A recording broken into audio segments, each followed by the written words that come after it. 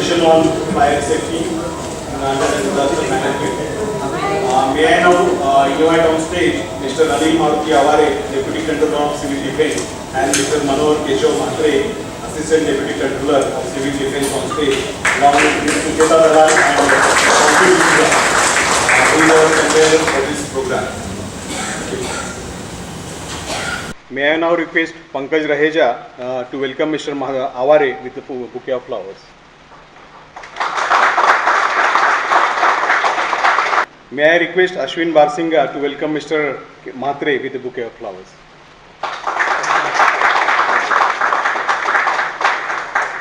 I now invite Ms. Sucheta Dalal, Founder Trustee of Money Life Foundation, to say a few words on what is planned for the future events. Good afternoon, everybody. Let me add my welcome to the Civil Defence Directorate, who has been very kind to participate with us in this 12-week program. I just want to say a few things before we start. One is, of course, to say that our program is going from strength to strength. In the past few weeks, we have been able to line up fantastic speakers for the next few sessions. Most of this is thanks to the wonderful support that we've got, of course, from Saraswat Bank. When we had a venue like this, we went out of our way to make the program even better than what we had originally planned. Probably is the blessings of Mr. Eknath Thakur, in whose name this hall and this building is named. Himself as an activist. And so we've been lucky on several counts. One, of course, is our first 3 sessions, which, as you know, are on disaster management and fire safety.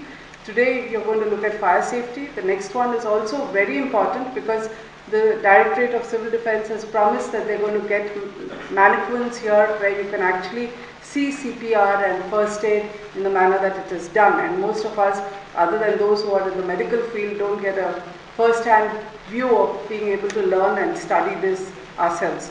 On the 10th of August, we have the well-known Assistant Commissioner of Police, Mr. Vilas Thupe, who is going to speak to us on a virtual police station. And Dolphy D'Souza is going to run you through a special CD that is being made by the Commonwealth Human Rights Initiative, which is actually used by the police in their own training for their officers. So we're going to have that as well as the talk.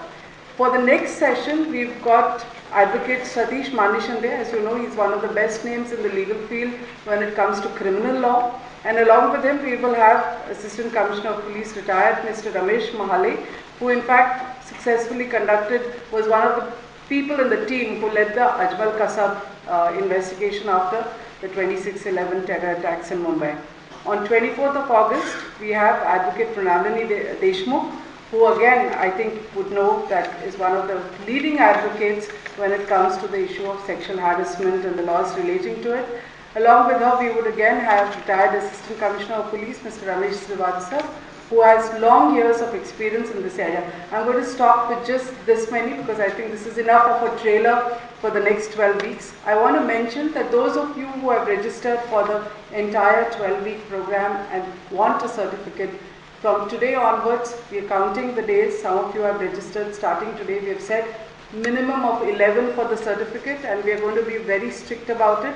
So if any of you have not registered, please make sure that you contact one of my colleagues and have your name put down there. With these few words, I'm going to invite Dolphy D'Souza to introduce our speakers today and to get the program going. Good evening, friends. Chai nahi piya kya? Good evening, friends. Let there be some vibration in this hall.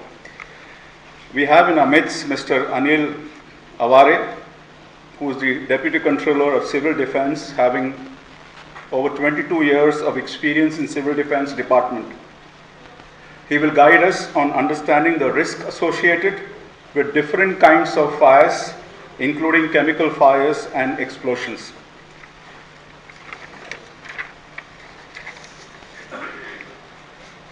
We also have Mr. Manohar Mhatre, who is the Assistant Deputy Controller of Civil Defence, having over 22 years of experience in Civil Defence Department.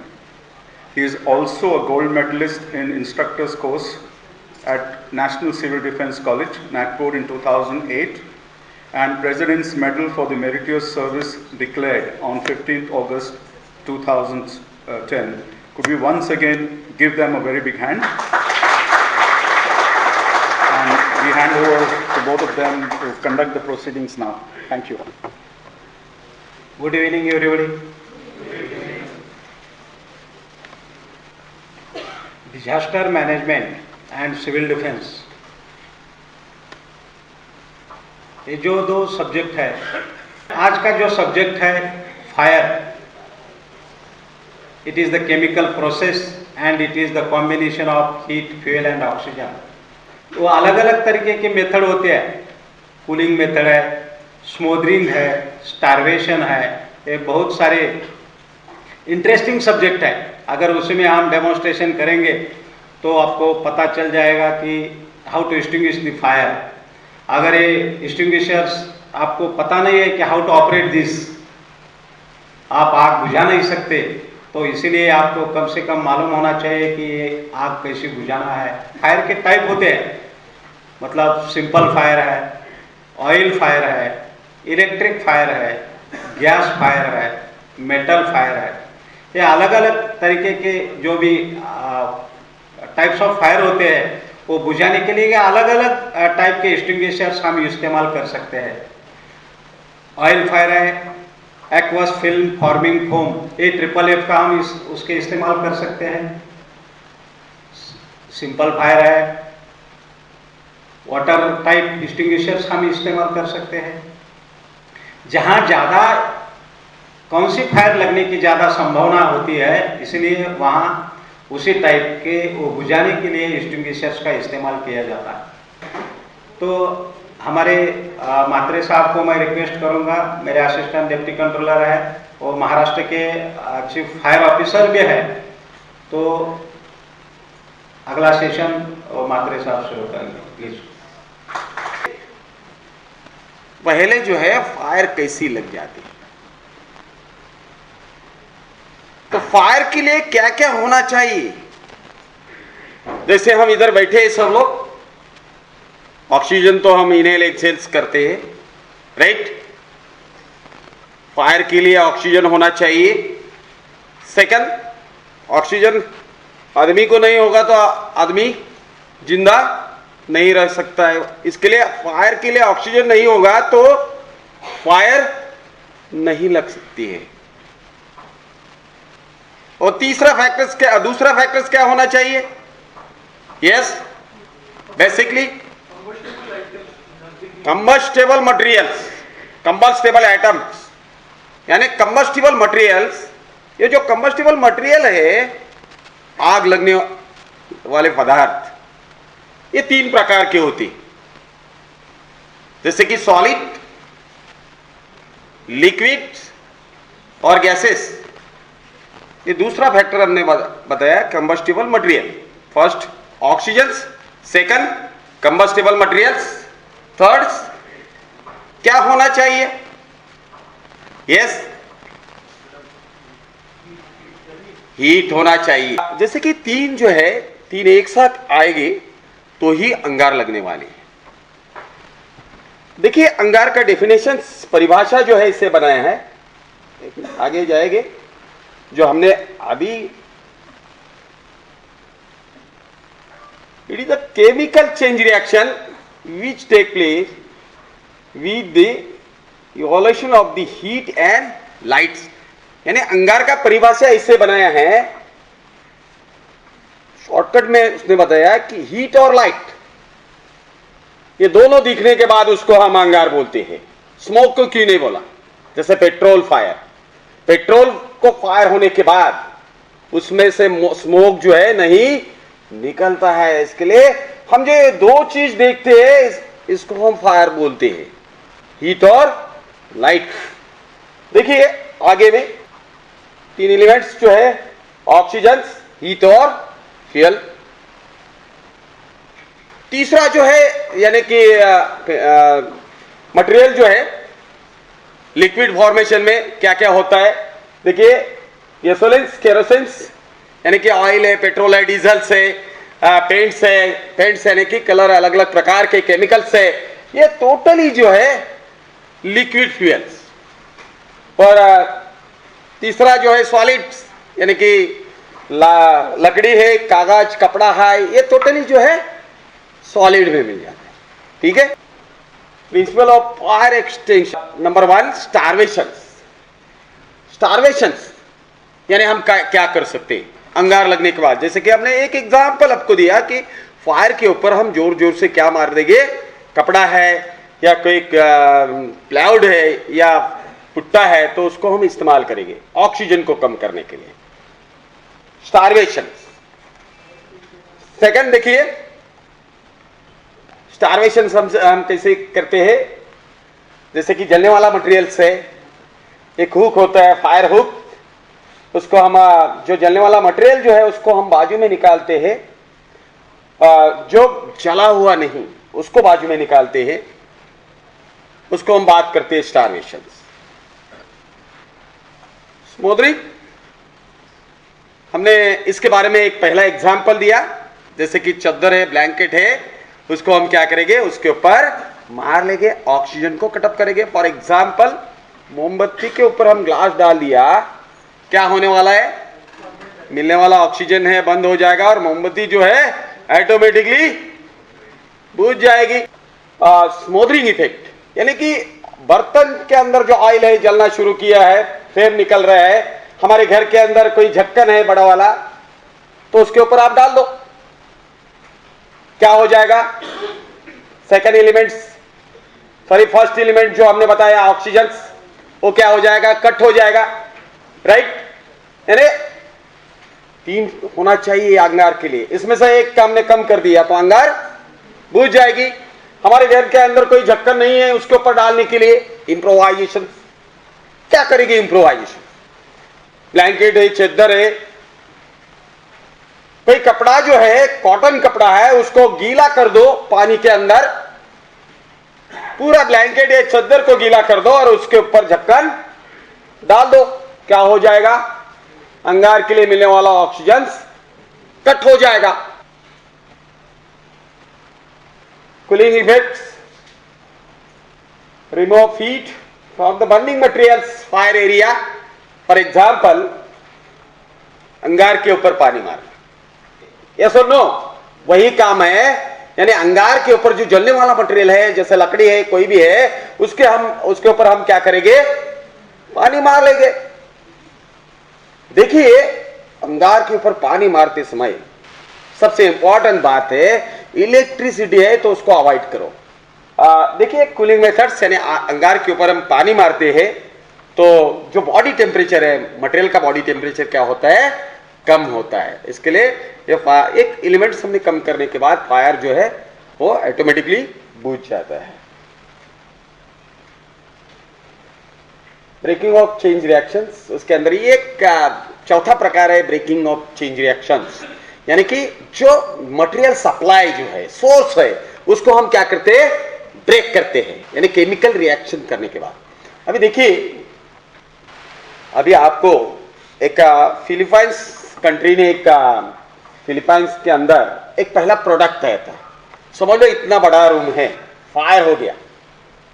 Fire होने के बाद जैसे कि अंगार, अभी अंगार बुझाने के लिए लोगों की जरूरत नहीं है, ऐसे 2 केजी के डब्बे उसके अंदर डालने के बाद, जैसे फायर जो है, फायर के नजदीक को डालना है, फायर के अंदर डालना है, इस डब्बे को फायर लगने के बाद, टच होने के बाद इस डब्बे का क्या होने वाला है, एक्सप्लोजन होने वाला है।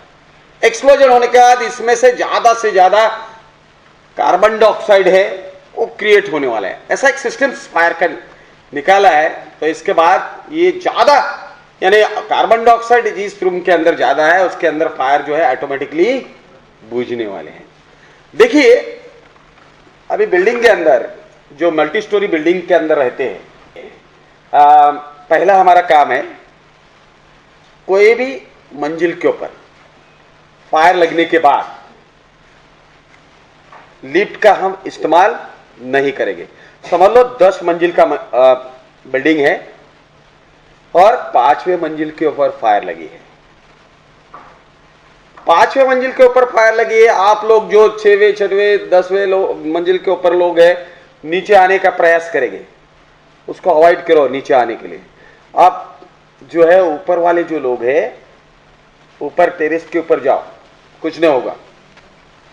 नीचे आने का कोई भी ट्राई नहीं करना है, अफेक्टेड होने के चांसेस है। एक ऐसा डिजास्टर हो गया थाना के अंदर, एक 7 मंजिल की बिल्डिंग थी, 5वें मंजिल के ऊपर एक फायर लगी थी, दीपावली के अंदर फायर थी, और पहला कॉल दिया है बिल्डिंग के अंदर से कि ऐसा ऐसा फायर लगी है। जो 18 फायर ब्रिगेड जो है इस फायर को बुझाने के लिए चले गए, और ये फायर जो थी, जो हमारे बेड और ये सोफा चेयर्स उसको लगी थी, उसने उसको बुझाया, और फिर ये टोटली मटेरियल जो है वो बाहर आके डाल दिया। जैसे कि ये चले गए, अभी फायर तो क्लोज हो गया। बाद में स्टेशन के अंदर जाने के बाद फिर से उसको कॉल मिला कि इस बिल्डिंग के अंदर फिर से फायर हो गई। अभी चार जवान और एक ऑफिसर्स चले गए और लिफ्ट का इस्तेमाल किया। चौथे मंजिल के ऊपर लिफ्ट चली गई, चौथे और 5वें मंजिल के बीच में ये लिफ्ट जो है रुक गई। इस लिफ्ट के अंदर टोटली स्मोक आने लगा, और ये 5 जवान जो है, एक अधिकारी और 5 जवान टोटली इसके अंदर अफेक्टेड हो गए। इसके लिए हम बात कर रहे हैं कि इलेक्ट्रिसिटी का मल्टी स्टोरी के अंदर यानी यूज फायर होने के बाद नहीं करना है। आगे हम देखेंगे केस ऑफ बर्निंग्स, ये थोड़ा डिटेल्स में है, क्योंकि जो हमारा फायर फाइटिंग्स जिसको हम स्मोल्डिंग बेस, जैसे ये बहुत इंपॉर्टेंस है, जैसे कि अंगार लगने के बाद ये अंगार कैसी बढ़ जाती है। यस, इसके बारे में हम बात करेंगे। देखिए, modes of spread of fires, यानी अंगार जो है कैसी बड़ी हो जाती है, इसके बारे में हम बात करेंगे। कंडक्शंस जो है किसमें होता है? ये अंगार बढ़ने का एक ये है, सॉलिड में होते हैं, सॉलिड। दूसरा है कन्वेक्शंस और तीसरा है रेडिएशंस। नेक्स्ट देखिए, जैसे कि ये एक एग्जांपल है, जैसे कि हमने बात की अभी, एक फ्लोर में अंगार है, आहिस्ता आहिस्ता क्या हो गया है, सेकंड फ्लोर के अंदर चला गया है। वैसे ही ज्यादा से ज्यादा अंगार जो है इस माध्यम से कम इन होता है, सेकंड फ्लोर या थर्ड फ्लोर, मगर विंडोज से ज्यादा जो है अंगार दूसरे मंजिल, तीसरे मंजिल, चौथे मंजिल के अंदर इन हो जाता है। देखिए सेम एग्जांपल, तीसरा एग्जांपल है इसके बारे में, यानी कि कंडक्शंस। ये कन्वेक्शन देखिए, रेडिएशंस। ये रेडिएशंस का मतलब ये है, आपको मालूम है रेडिएशंस, ये वो शब्द जो है बहुत खतरनाक है। सभी इमरजेंसी चलेगी मगर रेडिएशन इमरजेंसी नहीं चलेगी। Others chemical reactions with the produce, इसके बारे में हमने बात किया। कंबशंस यानी heat and lights,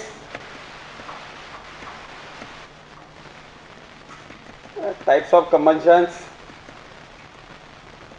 rate of combustions important नहीं, जो आपको मांगता है जो पॉइंट। ओके, अभी हम इसके बाद देखते हैं टाइप्स ऑफ फायर, अंगार कितने प्रकार के होते हैं। यस, थोड़ा सा इसके बारे में बात करेंगे, अंगार कितने प्रकार के होते हैं। देखिए, तो पहला आप कॉल देते हैं तो मुंबई के जो फायर ब्रिगेड है आपको पूछते हैं अंगार किसको लगी है, क्या मटेरियल है, तो वो बोलने के बाद उसका क्लासिफिकेशन करते, क्लासिफिकेशन यानी कि मटेरियल के ऊपर उसका क्लासिफिकेशन किया है। यानी समझ लो, कागज, कपड़ा, ग्रास, वुड, कारपेज, ये जो मटेरियल है यानी कि सॉलिड, इसको अंगार लगी है। कौन सा मटेरियल? कागज है, कपड़ा है, ग्रास है, वुड है, फर्नीचर से, इसको कारपेज है, उसको अंगार लगी है, तो उसका क्लासिफिकेशन किया है ए क्लास ऑफ फायर। कौन सा fire? A class of fire. Okay, इसके बाद नंबर दो है B class of fire. Classification किया है, यानी जो मटेरियल है, ऑयल है, पेट्रोल है, डीजल से, केरोसिन से, केमिकल से, उसको अंगार लगी है, तो उसको हम बात करते हैं B class of fire. Number 3 है C class of fire. C class यानी कि गैस फायर, एसिटिलीन हमने बात किया, अमोनिया है, एलपीजी है, सीएनजी है, उसको फायर लगी है, तो हम बात करते हैं सी क्लास ऑफ फायर।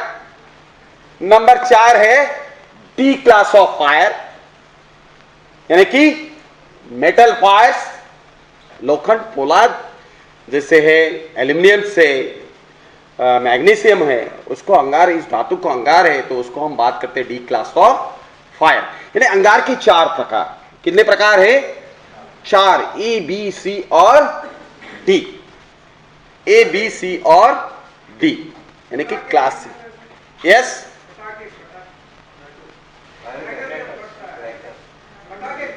हाँ, यस, फटाके। ये फटाके तो ये जैसे कि मटेरियल फायर है, यानी कि ए क्लास ऑफ फायर। बहुत बहुत शुक्रिया